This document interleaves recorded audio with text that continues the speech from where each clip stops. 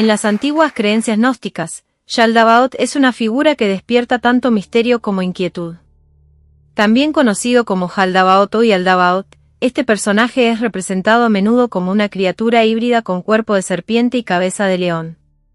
Su papel en la cosmología gnóstica es el de un dios menor, un creador defectuoso del mundo material, que mantiene a las almas atrapadas en la prisión de la existencia física.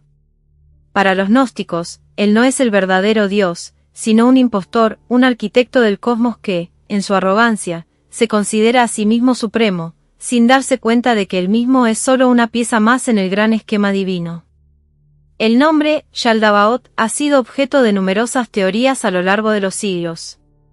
Durante mucho tiempo, se creyó que tenía raíces en el arameo y que significaba caos, pero esta idea se basaba en textos mal interpretados y errores de traducción.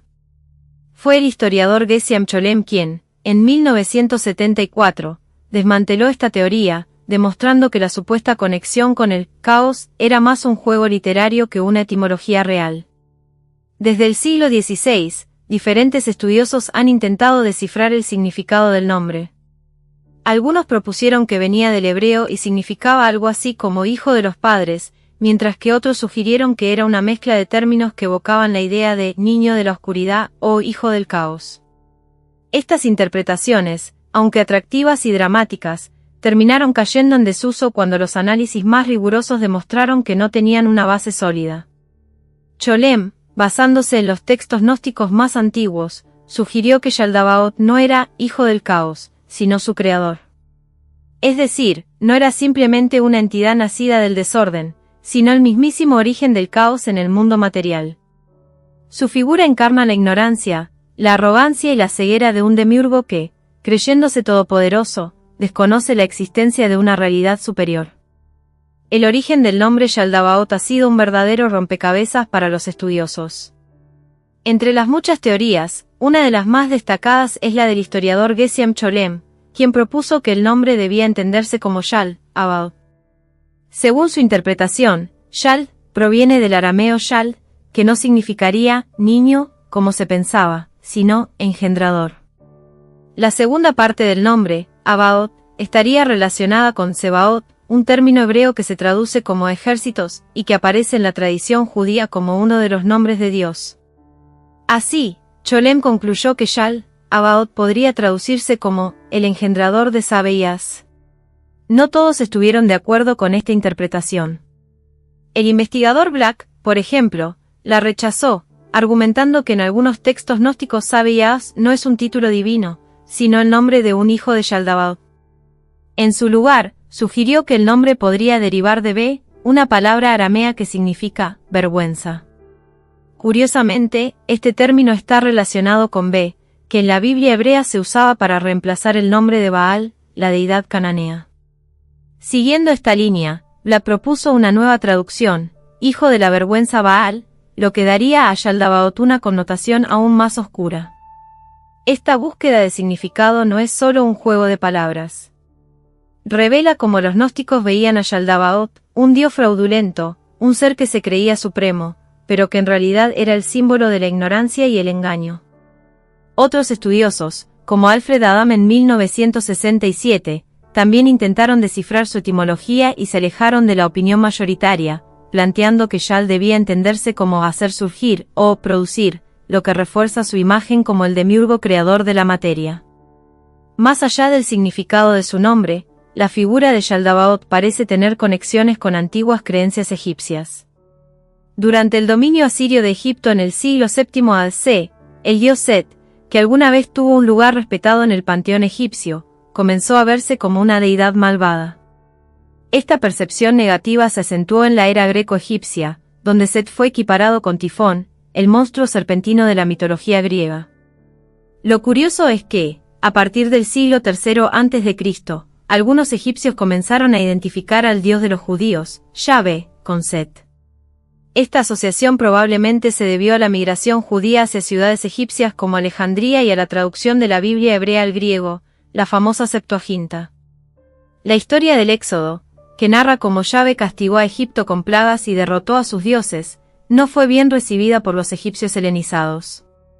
En respuesta, surgieron versiones alternativas de la historia que invertían los papeles, burlándose de los judíos y exaltando la supremacía de Egipto y sus deidades. Entre representaciones satíricas y polémicas reinterpretaciones religiosas, la imagen de Yahvé como un dios burro o como una versión de Set se fue arraigando en ciertos círculos. Incluso el famoso grafito de Alexámenos, un dibujo romano que ridiculiza a Jesús crucificado con cabeza de burro, parece ser un eco de estas antiguas tensiones religiosas. En el Egipto helenístico, los dioses se mezclaban y transformaban en un juego de espejos culturales. En este crisol religioso, algunos egipcios comenzaron a notar similitudes entre Yahvé, el dios de los judíos, y Set, la divinidad egipcia asociada con el caos, el desierto y los extranjeros. No solo compartían ciertas características, sino que también existía una coincidencia fonética curiosa. El nombre de Yahvé en griego, Ia, sonaba muy parecido a I, la palabra copta para burro. ¿El problema? El burro estaba ligado a Set, una deidad cada vez más demonizada.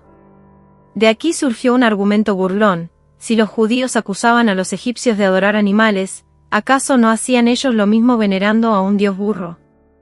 Esta idea se expandió más allá de Egipto y terminó desembocando en historias difamatorias en el mundo grecorromano. Se decía, por ejemplo, que cuando Antíoco IV Epífanes saqueó el templo de Jerusalén, encontró en su interior un ídolo con forma de burro. Más tarde, el historiador romano Tácito afirmaría que los judíos guardaban en su santuario una estatua de un asno salvaje. Cuando el cristianismo emergió, tampoco se libró de estas burlas. De hecho, la representación más antigua conocida de la crucifixión de Jesús, el famoso grafito de Alexámenos, muestra a un hombre adorando a un Cristo con cabeza de burro. Este tipo de imágenes no solo pretendían ridiculizar a judíos y cristianos, sino que también influyeron en la construcción gnóstica del personaje de Yaldabaoth. El gnosticismo, nacido entre el siglo I y II, fue una corriente que desafiaba la idea de un Dios creador bondadoso. Para los gnósticos, la clave de la salvación no era la fe, pistis, sino el conocimiento, gnosis, una chispa divina oculta en cada individuo, que debía despertarse para escapar del mundo material. En este pensamiento, el universo estaba gobernado por un ser inferior y arrogante, el demiurgo, identificado como Yaldabaoth. Lejos de ser el Dios supremo, este demiurgo era un impostor que había creado el mundo material como una prisión para las almas. Para los gnósticos, la historia del Génesis debía leerse al revés: la serpiente del Edén no era el villano, sino el héroe que intentaba liberar a la humanidad del control de Yaldabaoth al otorgarle el conocimiento prohibido. Algunas sectas gnósticas, como los marcionitas, fueron aún más radicales y afirmaron que el Dios del Antiguo Testamento era, en realidad, un ser malvado y corrupto, mientras que el Dios del Evangelio, el Padre de Jesús, era el verdadero y único Dios bueno. Para los setianos y los sofitas, Yaldabaoth no solo era un farsante, sino el responsable de todo el sufrimiento del mundo, un déspota cósmico que mantenía a las almas atrapadas en cuerpos físicos, incapaces de recordar su origen divino. El demiurgo gnóstico no era otra cosa que un dios caído en desgracia, una deidad que creía ser todopoderosa, pero que no era más que un tirano ignorante. En su mito, resuenan ecos de antiguos conflictos religiosos, de burlas grecorromanas y de la lucha espiritual de quienes, en los primeros siglos del cristianismo, buscaban un sentido más allá de la fe impuesta. No todos los gnósticos veían al demiurgo como un ser inherentemente malvado. Los valentinianos, por ejemplo, lo consideraban más bien un creador torpe e ignorante, incapaz de plasmar la bondad en su obra debido a sus limitaciones. Aún así, esta visión era lo suficientemente radical como para que los primeros padres de la Iglesia los calificaran de herejes. El nombre de Yaldabaoth aparece principalmente en los textos gnósticos arcónticos, setianos y ofitas, muchos de los cuales fueron hallados en la biblioteca de Nag Hammadi. En el apócrifo de Juan, es mencionado junto a sus otros nombres, Saclas y Samael. En el Pistis Sophia, ha caído en desgracia y ahora, atrapado en el caos, tortura almas en un torrente abrasador de brea, con su apariencia de león envuelto en llamas y oscuridad. En el Evangelio de Judas y la hipóstasis de los arcontes, es retratado como un ángel rebelde. En algunos textos, incluso se le asocia con Saturno, el antiguo dios romano del tiempo y el destino. Según los gnósticos, Yaldabaoth es hijo de Sofía, la personificación de la sabiduría. Nació de manera imperfecta, sin conocimiento de los demás eones divinos. Aunque recibió de su madre parte de la luz divina, la usó para sus propios fines, proclamándose el único Dios y creando a los arcontes, sus sirvientes. Para mantener su dominio, Yaldabaoth creó el universo material y moldeó a Adán, insuflándole un alma. Pero Sofía intervino y otorgó al primer hombre una chispa divina. En un intento de controlarlo, Yaldabaoth generó la serpiente, Opiomorpos, la esencia del mal. Sofía aprovechó esto para despertar a la humanidad. A través de la serpiente, Adán y Eva comieron del fruto del conocimiento, abriendo los ojos a la verdad y rechazando a su falso creador. Enfurecido, Yaldabaoth los expulsó del paraíso. Yaldabaoth intentó continuamente someter a la humanidad, provocando el diluvio para exterminarlos, aunque Sofía protegió a Noé. También hizo un pacto con Abraham y guió a los profetas para que lo adoraran como el único Dios, pero Sofía seguía recordando a los humanos su verdadera naturaleza. Finalmente, Yaldabaoth, sin saberlo, facilitó la llegada de su mayor enemigo, Cristo. A través de la Virgen María, Sofía logró introducir al Salvador en el mundo material. Cuando Jesús fue bautizado, su cuerpo se convirtió en un canal para la sabiduría divina, revelando el camino hacia el reino de la luz. Yaldabaoth, al ver amenazado su dominio, lo condenó a la crucifixión. Antes de su muerte, Cristo logró escapar de su cuerpo físico y regresar al mundo espiritual, dejando a la humanidad el conocimiento necesario para liberarse del engaño del demiurgo. Si te ha gustado el contenido y deseas contribuir al crecimiento continuo de este canal, te invito a considerar la posibilidad de suscribirte a mi canal de YouTube. Puedes hacerte miembro por menos de 3 euros al mes.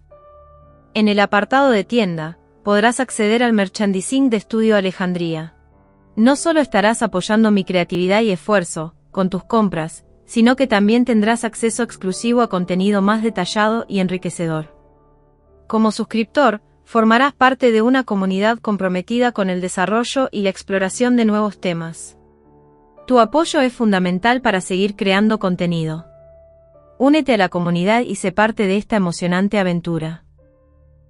Y hasta aquí llegamos con este emocionante contenido. Si te ha gustado y quieres seguir explorando temas fascinantes como este, no olvides suscribirte al canal y activar la campanita para recibir notificaciones de nuestros nuevos vídeos.